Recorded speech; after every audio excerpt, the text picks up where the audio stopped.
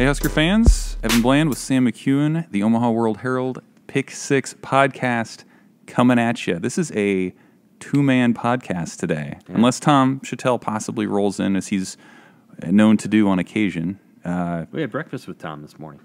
We did. We had a good time. He was all dressed up from our Big Red breakfast today. It was classic. That's the establishment that we ate at, he was overdressed for, but that sort of added to the fun. Anyway, this is Game 2, Nebraska football season, home opener. These are some dulcet tones for a program that's on fire, my friend. Yeah? I mean, what do you want? Game 2! It's gotta be. They're at home! You gotta be you. You're 0-1. That dulcet tone. Oh, my goodness. You're I mean, we down. could freak out. Should we freak out? Well, I'll do a little freaking because I think I'm trying to mirror the fan base. No, I mean, we'll talk. We'll talk about the game. We'll talk about what's up. Yeah. Well, we're going to hit on the game. I want to talk a little bit about the psychology of the program right now, too. Yeah. Coming off that kind of a game. And then the next 2 weeks, what's there to gain? What can we look for in these next 2 weeks, assuming Nebraska wins them, leading up to the Oklahoma game? What's that going to be like? But first, you're back from Ireland. Let's hear an Ireland story. You traveled a long way. What was it like? What was a highlight? There's so many highlights, Evan. I really liked it. I mean, I thought it was a really cool place. I did not go to all of Ireland, right? So I went to Dublin mostly. So the city, and then there's a park outside of Dublin, and that's mostly what I was able to see. So I didn't get to all the other parts, Cork and Cherry, and I don't even know the names. Anyway, Dublin. Dublin is unlike any city I've ever been to. It's a sort of interesting mix of old, very old, and very old and kind of a cool vibe. It's hard to explain. People are laid back there. It's kind of edgy. A lot of people there just kind of have their own style, their own personality. So that part of it was neat. It felt like an international city, but it didn't feel like an international city that was going real fast. It felt like everybody was kind of going at the speed that they wanted to go at. The weather was amazing.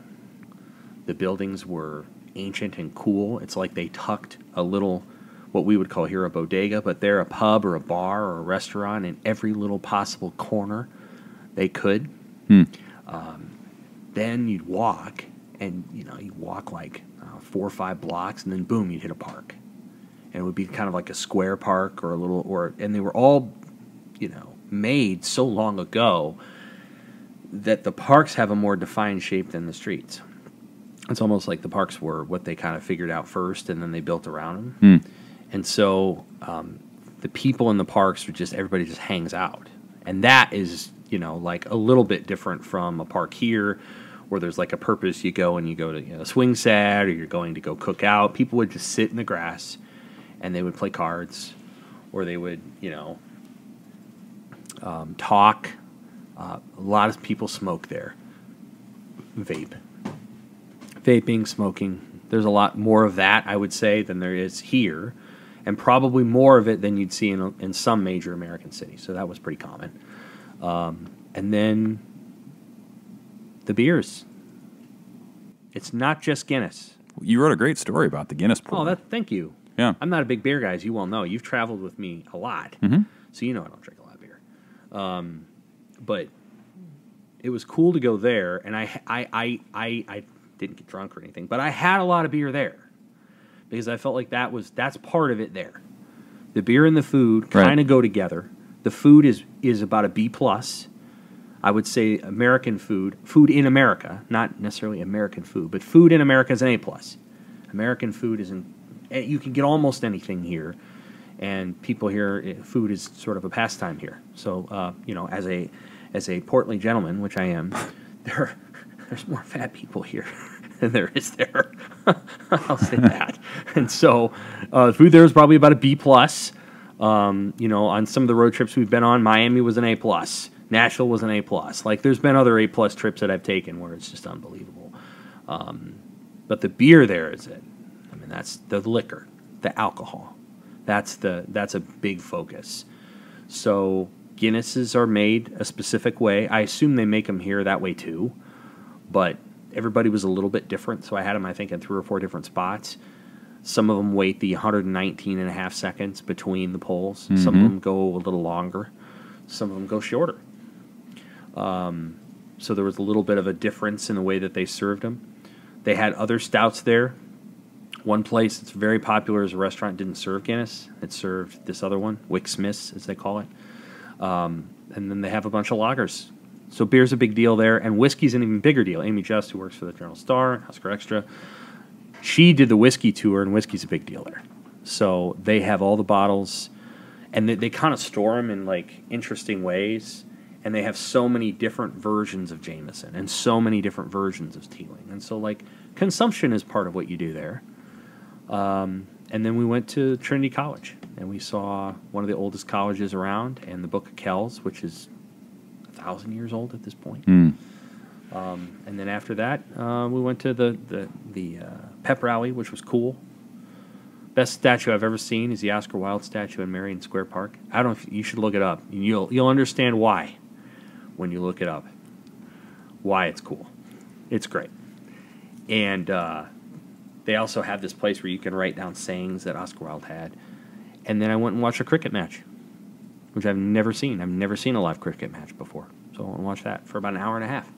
So the statue's built into this boulder, and he's leaning against it. And it's got, and they put color in it. They've got color on the jacket, yeah. It's a green like jacket. Yeah. That's cool. So, and then the stadium There's was... statues everywhere. So, like, I wrote 2 stories next to statues. Like, there's statues all over the city. All over. There's James Joyce. There's... The most famous statue is Molly Malone. And it's a newer one, but that's a famous statue that's, like, right outside one of the currency exchanges. And people just take pictures next to it. The statues are a big deal there. You can tell.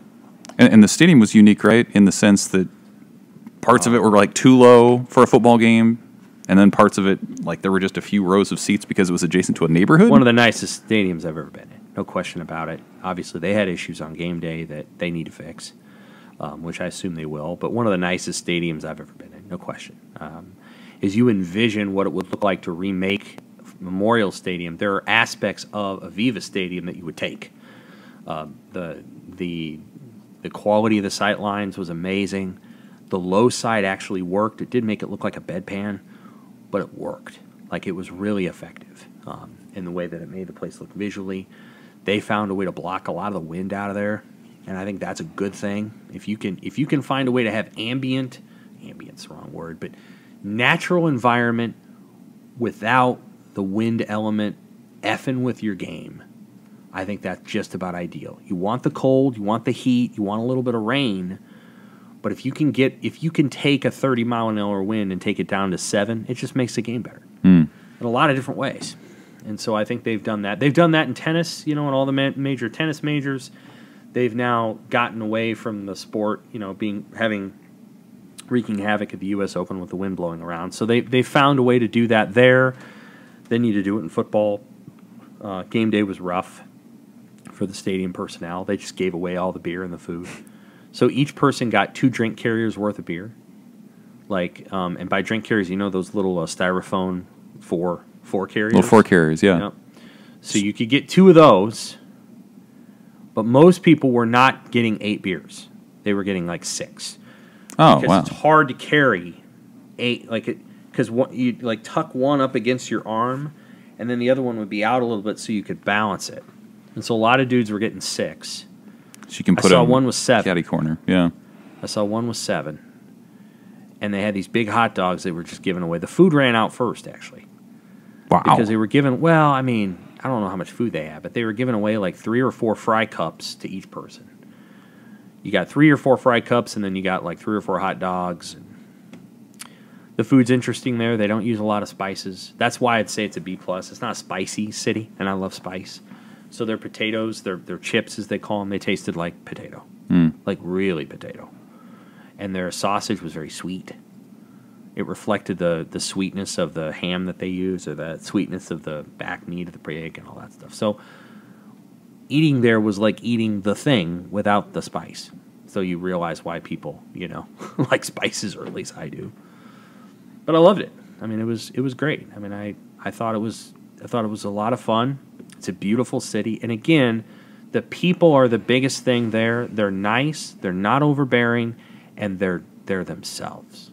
Does that make sense? They're not putting on a show for the tourists. They're just they are who they are. But they're also just they're very expressive, and so like I'm a big person in personal expression. I don't know that I'm all that personally expressive, but I want people to kind of be who they are. I always tell that to my daughter.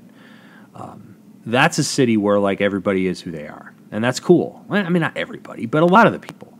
And so like everybody kind of had their own style. Everybody kind of dressed the way they wanted to. Everybody kind of acted the way they wanted. Everybody kind of let everybody be.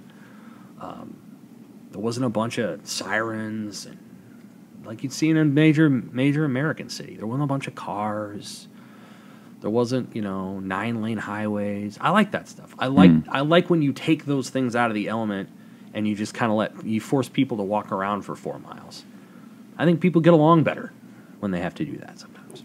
So the week ended with Nebraska making its own personal expression on the field, and maybe that's not what we were looking for. Like, where do you start with that? Because, I mean, obviously it continues the narrative, another one-score loss, another situation where they make mistakes, but like, 2 plays go the other way and Nebraska wins that game isn't what we're talking about. If they don't have the onside kick, they win the game, I think. I really believe it. And so isn't what we're talking about, wouldn't that be a lot different? Like if 2 plays went the other way? Like we're not probably dissecting the weaknesses from that game, but we're talking about what they did well to finish it. Like it just feels like the conversation for this team hinges every week on a couple plays. It did last year, and it's going to now. Between winning and losing. No, I know, but like they lose the game, and it feels like the sky is falling. Yeah. They win the game, but like the difference is so minute. I don't know, like. I get what you're saying. So, for example, let's go back to 2007. Nebraska in 2007 starts the season 2-0, right? They beat Nevada by a bunch. Then they go down to Wake, and they barely beat Wake. You were there, weren't you? I was there. Yeah. Well, Wake wasn't a bad team. They were coming off an Orange Bowl, and Nebraska beat them, 2017 or something like that. But you kind of knew watching the game, this team's going to struggle. Nebraska's going to have problems because this wasn't a very good performance. That's they right. won, but you're like, it took a Zach Bowman interception late. This game at Northwestern was kind of like that. It was like if they'd won the game, I think Eric Chenander still feels the same way. Like, well, we were lucky to win, but man, do we have a lot of stuff to fix. On the offense, I think there's far less Sturm and Drang. Like there way too much was made of the play calling stuff. Amy asked a great question of Scott. Again, it's like second or third time she's done that, where she just asked a question of him, and then he just goes in a direction that he didn't need to go in. And he brought up the thing about the play calling being tough and needing to cooperate, and it just makes it sound like it was worse than it was. So yeah, I think we would feel differently, but there's still enough concerns. No doubt. That game played out in a way that is concerning because Nebraska dazzled early, throwing the football around. Mm-hmm. Guess what? That happens a lot. A lot of college football teams can throw it around the yard for the first quarter and a half, especially when they're fresh. Then a defense starts to figure that out. And by the end of that game, Northwestern had figured Nebraska out. They had. And they weren't going to be able to just throw the ball all over the yard. And they couldn't run it. The flip side of the story was true the other way. Northwestern could run the ball. Nebraska knew they were going to run the ball, and they couldn't stop them. That's football. And that's the thing that's concerning going forward, is that at the end of that game, Northwestern was the better team physically. I still think Nebraska wins the game if they don't kick an onside kick. I think Northwestern runs out of time. But maybe the lesson that Nebraska gets because they tried the onside kick is that they've got to get a hell of a lot better and really, really fast in the physicality part.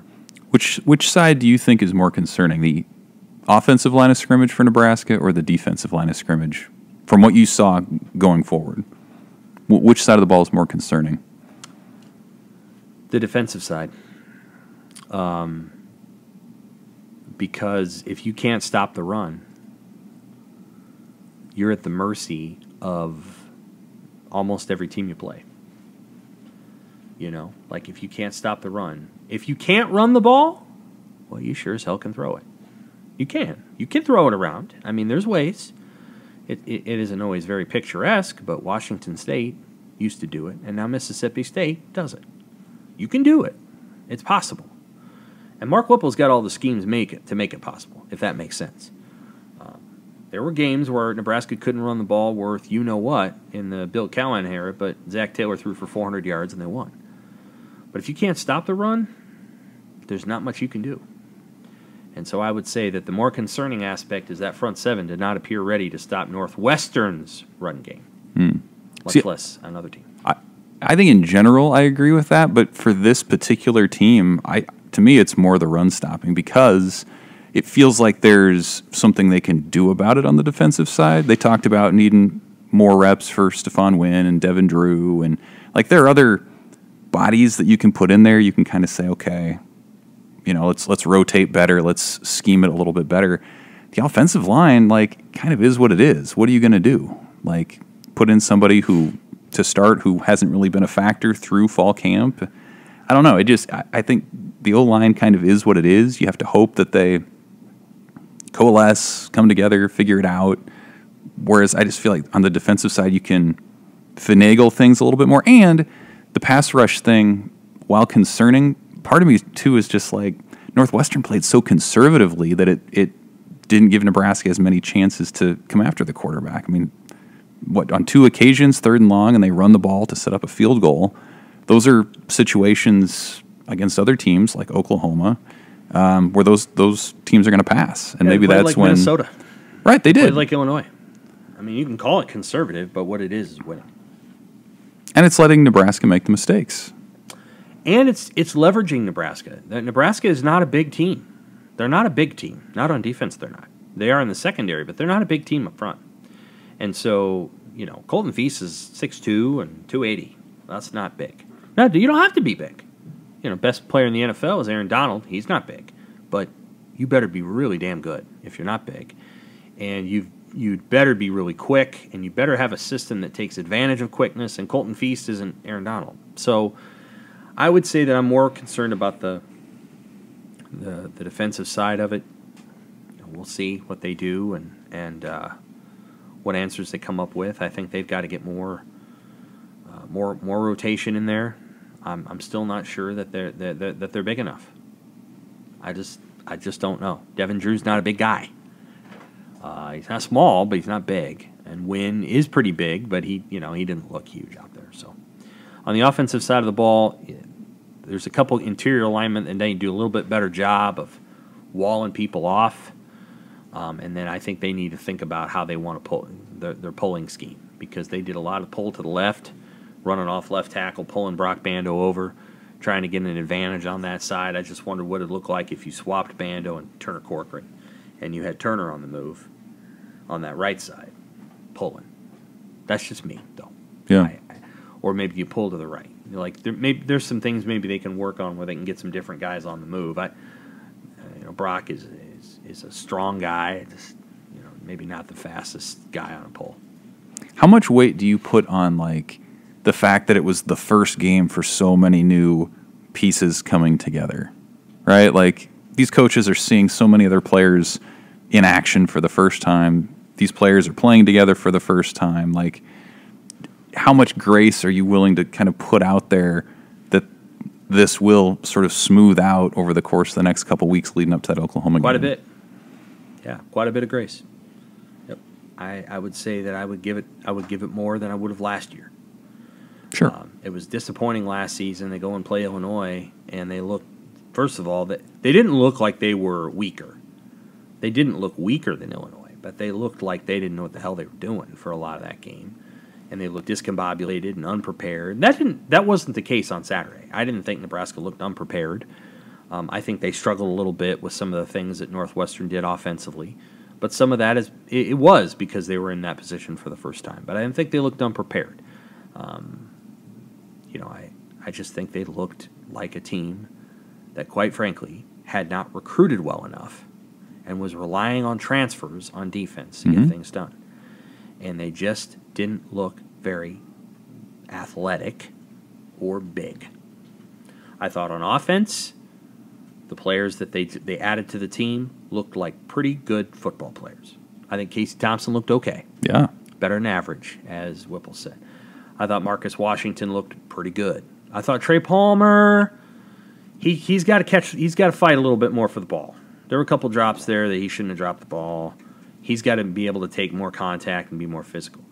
Isaiah Garcia-Castaneda is a good football player. I don't give a crap.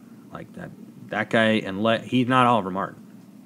He's not. And I'm not trying to knock Oliver, but Oliver had a big game last year in the season opener, and we got all over that. This is not that.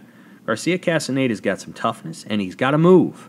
When you throw him the football, he can actually do something, after the catch. They got a good player there. And so the newcomers, and Anthony Grant is, I think, a pretty good player too. Mm-hmm. You see the move he made on the catch. Yes. That was pretty good. And the one on the touchdown run was too. He needs space, but if he gets it, I think he's pretty good. So I think the guys they added on the offense look like better football players to me than maybe some they added on the defense, although Tommy Hill, I think, is going to be a good player. But we'll see. Yeah, I agree. And the psychology aspect to me is really interesting. And we talked about it at Big Red Breakfast a little this morning, this idea that, like, you saw it in the post game when Garrett Nelson's out there, and you can tell he's just been punched in the gut. Like, again, here we go again. And, like, at the end, he's got to get past that. Well, I know he does, but and that's what he said. He said, I'm not doing a good job of, holding a good posture right now, keeping my head up. And Casey Thompson, first game at Nebraska, is sitting right there. Well, and to me, I wish Jimmy were here right now because I'm going to use a blackjack analogy. It's like when you're sitting at a blackjack table and you've had bad beat after bad beat, and you're getting frustrated, man, because you're playing it correctly, and the result's not going your way for whatever reason. Sure. And then some new guy comes and sits down at the table and says, "How's it going?" And everyone says, "This table is ice cold, man." And he sits down, and the first bad beat that he takes, okay, it's one. That's right. It's going to be fine. That's right. And I think that's exactly what it is. Nebraska's, it's like they've been at a cold blackjack table. These transfers come in, and after one bad beat, they're like, we'll be all right. We'll figure this out. We've prepared. We know what we're doing. And so I'll be curious how that manifests as the year goes on, because at some point it's everyone kind of shares that experience again, one way or the other. And can those guys sort of pull them out of the bad headspace that some of them clearly are in, or do they get dragged down into this idea that, like, well, we lose these games sooner or later, that other shoe's going to drop, as you said. I think to some degree they mirrored their coach. So I think Garrett Nelson is mirroring his head coach and his defensive coordinator, and I think Casey Thompson's mirroring his offensive coordinator. Sure. Who is his coach? Yeah, new guy to the program. Scott's his coach, but Mark Whipple's his coach. Mm-hmm. And I think,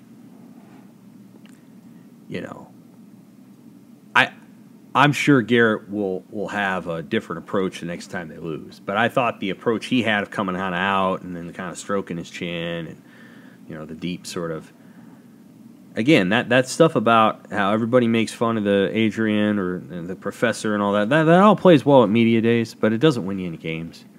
And that chip on the shoulder, this isn't fair, X, Y, Z, those are things that, leadership is challenging, and you can't.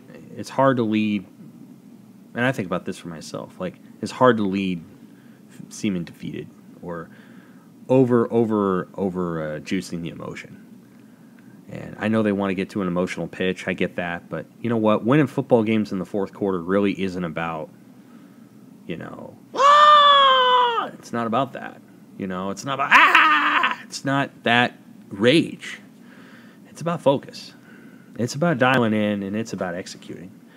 And there's violence in that because football is a violent sport, but it's not. You actually have to find a place for your emotions to go, that channel them in a way that isn't, isn't that. And Nebraska volleyball player Whitney Lowenstein was talking about this. She's had a good start to the season, and she said, last year I was like that. I was like, I was very emotional on the court, and of course they have a great team. So, so she got benched because there are other players who can, work through that. She didn't get benched, but she didn't play as much. And I think what she did over the summer is she kind of embraced a new role, and she was going to be an opposite hitter. And that's where, and she's like, I've worked on becoming an assassin, as she said. I've worked on a mindset that's going to keep me quiet and calm, and then I'm going to attack. And what they've worked on her with is actually keeping the emotions in check and channeling them. And Nebraska can't fall apart emotionally like that. They have to find a way to stay dialed in. And I think one of the challenges they've had, especially in fourth quarters, is they just kind of lose lose the machinery that was keeping them going, which is why I think the onside kick was not a good decision. Because what you want to do there is kick the football off and say, you know what, guys, we just scored 2 in a row. Let's go get another stop. Let's not do anything to mess up the rhythm we're in or even risk it. Let's go out and get another stop. Then we'll put another touchdown on the board. There's going to be 3 minutes left in the fourth quarter, and this game is over. It was like, no, we got to end it now. We got to end the game now. It's like at a blackjack table deciding to double down in a moment when you don't need to double down. Right. You're way up, and you want to get way, way up. And it costs. Yeah, no doubt. So where does this go the next 2 weeks? Like, what can happen with North Dakota, with Georgia Southern, that will change anything about the outlook of the Nebraska-Oklahoma game? Or is it just don't lose, and then the season sort of feels like it comes down to that early in the year? What could happen? What do you think could happen? What do you think they could do?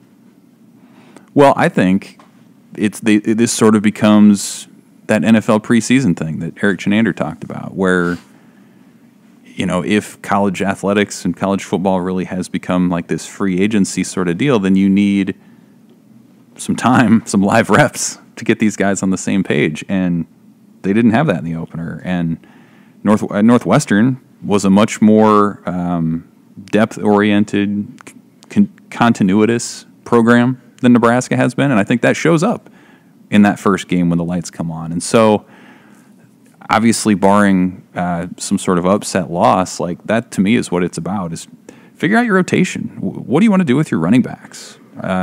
What's your defensive line rotation look like? They'll figure that part out.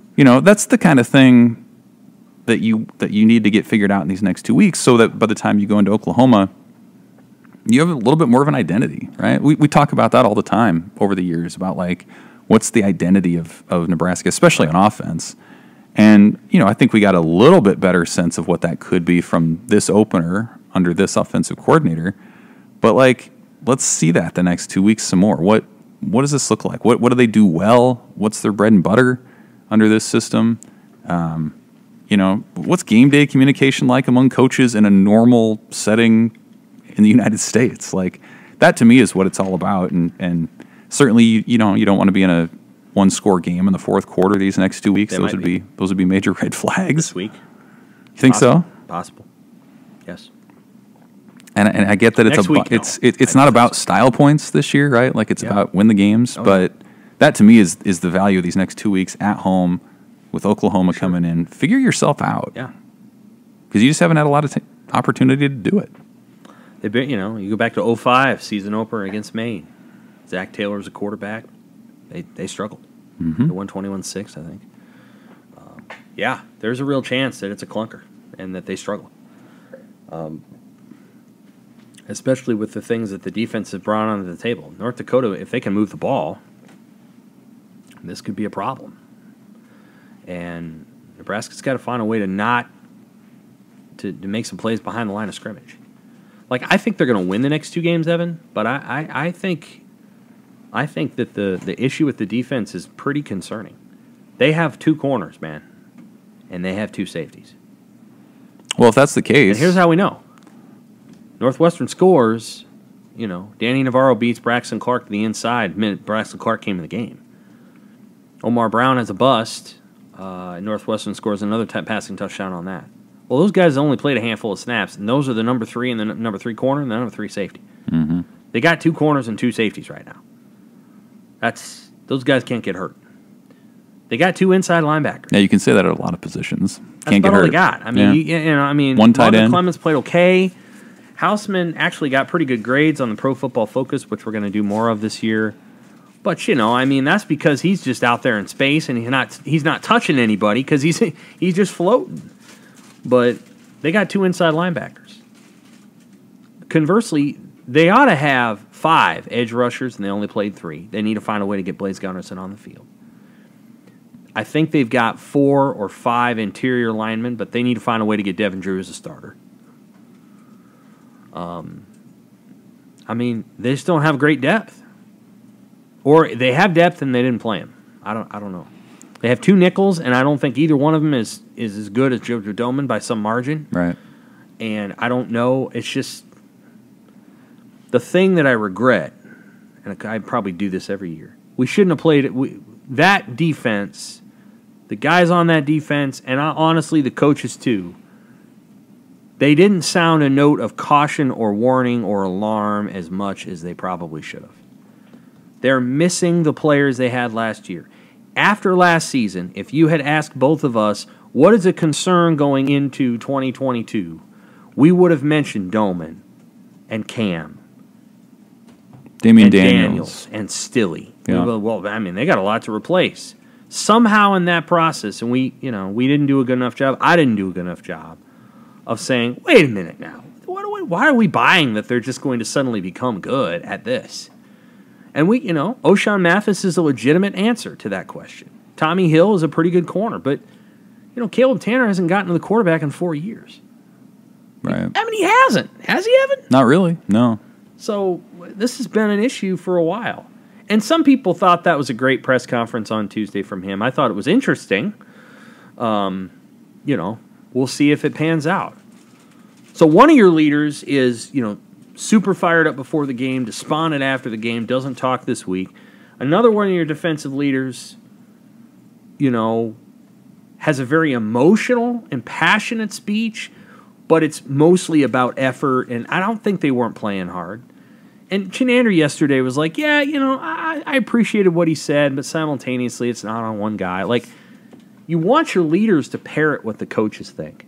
Flip side of the coin, Casey Thompson sounds like exactly the kind of guy you want doing that. And I know he may not be the easiest guy to deal with because he's very detailed and he wants things just so, but that's kind of who you want your quarterback to be. You kind of want him to be that guy. So it just feels like the vibe on offense is better than the vibe on defense. And I felt like that going into the offseason, but then I switched it. And I probably shouldn't have. Well, I think I put a lot of stock, maybe too much stock, in the continuity on that side of the ball and like the value of that, of Eric Chinander being here for a 5th year. And so like you talk about these guys who are stepping into a larger role. I mean, Miles Farmer's dabbled with starts the last couple of years. He's a full-time guy. Marquise Buford's been in the system for a couple of years. You can kind of go down the line with some of those, but yeah, I mean, it felt discombobulated. It reminded me of the early years of Frost, 2018 and 2019, when but they had better players then. See, that's my concern. I suppose. I think they did. So maybe the talent's less, but the busts are what they were. I thought that transition would be smoother because, again, like the guys that are starting now had that extra year to learn under a lot of those 6th-year guys or 5th-year guys who were in the program longer. And so Nebraska benefited on the field, and I just thought that would carry over, and at least through one game, it just maybe they didn't happen. Better players in 2018. I don't know. They had Carlos and Khalil Davis. They had Mick Stoltenberg. They had Luke Gifford. Mo Berry. And right now, Luke Gifford's better than any of their edge rushers. He is. Based on that one game, he's better. You liked the picture back then at safety. Trey Neal, Antonio Reed, Aaron Williams. Your corners were Lamar Jackson and DiCaprio. Yeah. Inside linebackers were Colin Miller and Mo Berry. And maybe Dedrick Young? I don't know, maybe. I think he was on that team. 17, I think maybe was his last year. But, yeah. Maybe. No, Dietrich's first year was 2015. I'm pretty certain of that. All right. I don't know. I actually kind of think they had better players that year. I know it sounds a little whatever, but yeah, I think they might have had better players. I don't know, Evan. I think it's right to be concerned about that defense. Maybe not the next 2 weeks, But well, look, you don't have to look far. You don't have to look far back in Husker history to see that these so-called easier non-con games are where the red flags come out. You think of Arkansas State in 2017. You're calling back mid-2000s, Ball State, 2007 when they give up 40. I think those are all examples of that. So again, like at this point, you just got to win the games, right? Like you're just talking about getting 6 wins, making a bowl game, and seeing what happens from there, building up some kind of continuity. We'll see if they can do it. Makamoladun. Yeah. Mohamed Barry, Dedrick Young, Aaron Williams. I don't know, man. I feel like that group is better than, at least at the moment. Like, I don't know. Maybe they're better at corner now. I don't think they are. So anyway, I'm a little concerned about that defense. That would be my thought process. Okay. That would be my hot take. Yeah. All right. Well, you got to win the lines of scrimmage, man. How long have we been talking about that? Like year after year after year. Too long, Evan. And it's the same. It's the same. It feels like it's going to be the same again, but we'll see. Do we have picks? We do. Let's do some picks. Oh, and do we got a fantasy update from Jimmy. Yeah, do you want to read those off? Yes. So we had our fantasy draft a couple weeks ago. So, yeah, sure, I'll read them because Sam has a commanding lead after week 1. He has 56 points. He had a big week from Anthony Grant. He had Isaiah Garcia Castaneda and Luke Reimer, who was the leading tackler. So we have other guys. They just didn't do anything. Those were the highlights. I had Borkircher and somebody else. Jimmy, with less than half of that, is next. 25.2 points. His best player was Trey Palmer, 10.8. He got 10 from Mathis, and then 4.4 from Brody Belt and Jaquez Yant. I was on my way to a monster day before Vokalek got hurt. He finishes with 8.8 points as my leader. Alante Brown, Marcus Washington combined for 8.4. Got 5 from Tommy Hill. And a fraction of a point from A.J. Allen, who got a few carries as well. What you did is you've got some volume there, so you're just going to have to win on volume. Because I think Anthony Grant is going to be more productive than A.J. Allen. Sure. And I think IGC is going to be more productive than Alante Brown. Brown was the starter, but anyway. I think Marcus Washington will have better games. I really do. I do too. Trey Palmer could have had a better game. He had a couple drops, and then he was overthrown on a third quarter play action pass, very similar to the one Adrian missed last year to Samari Toure. Thompson just missed him, and he missed Palmer, and if he hadn't wanted to throw to Palmer, he could have thrown to Alante Brown for about 25 in the middle of the field. There were open guys all game long until that fourth quarter. Then it tightened up a little bit. But I'm in the lead so far. All right, you got that one. Let's do the picks. I think I don't know how many years in a row I've won these, but we're tweaking it this year, right? You have won 3 years in a row because I allowed you to pick the 2019 LSU national title game. Yeah. We were tied. Right. I made this miraculous comeback in the bowls where I usually gain ground, and we tied. But then I let you pick LSU. Yeah. Then you won convincingly in 2020, and I think you won last year by some margin. But see, your strategy is... I'm changing the strategy. I'm sure. You should. However, this first week is actually kind of tricky. Like, there's games where... So you good luck knowing who's going to win. If I can impart some coaching wisdom here, you get bored with success. Like you feel like you have to kind of go out on a limb and pick the upsets. So you're like Wisconsin, who runs it, and says, I'm going to throw some passes. That's right. We'll see if you stick to the run this year. I'm just going to pick the teams I think are going to win. Okay. That's how I'm going to do it. All right. Okay, and we'll see how it goes. Love it. Purdue, Penn State. Man, what a fun game tonight. Penn State. I'll take Purdue. And we'll get Jimmy's picks later. Illinois, Indiana. Another interesting one. I'm going to take Illinois. I'm taking Illinois as well. TCU, Colorado. I will take TCU. Yeah, same. Iowa, South Dakota State. I will take Iowa, but I think it's a good game. Iowa. Georgia, Oregon. In somewhere. It's a neutral. Atlanta, somewhere. Intriguing game, intriguing storyline with Lanning. I'll take Georgia. I'll take Georgia as well. West Virginia, Pittsburgh, the backyard brawl. Do you remember the backyard brawl as a kid? It didn't really do much for me. Yeah. Not really. Craig Ironhead Hayward against Major Harris. Love the names. Yeah. You don't remember? That was like 1988. Yeah. I was 2. Give me Pitt. Pitt? I will take Pitt too. See? We're roughly the same so far. Cincinnati at Arkansas. Another fun one. Yeah.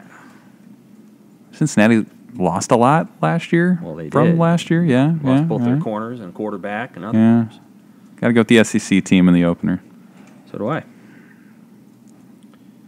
Utah, Florida. Fun one, too. Mm-hmm. Give me Utah. Utah for me, too. See, I'm picking the teams I want to win. Look at and you. I think are going to win. I'm not going to. Okay. I'm not going to try to play clever. Rutgers at Boston College. I'll take BC. Yeah, same. Florida State, LSU. Din, din, din, din, din. God, those are two such volatile programs the last couple of years. Yeah, they are. I have more faith in LSU. Brian Kelly. Tigers. First time we disagree. Florida State. Okay. The game's at Florida State. I don't know. I actually think they got a good coach. I think they're going to figure it out. Notre Dame, Ohio State. I don't know that this is particularly close. I think Ohio State Agreed. runs it up. I think Notre Dame has question marks at a variety of spots. I think by the end of the year they're going to be a really good team, but right away it's a hard game out of the box. Okay, and then 22.5 is the number. Nebraska, North Dakota. We're going to do point spreads on Nebraska, so that may at times be win-loss, but in this particular case, Nebraska's a 22.5 point favorite. Who do you take? I take Nebraska to win, but not to cover. So UND, cover. I will take North Dakota to cover too. See?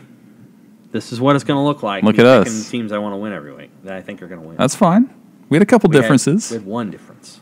No, you said Purdue, right? I said Penn State. Purdue and Penn State and Florida State LSU. Those are the two differences, and you're all right. them both.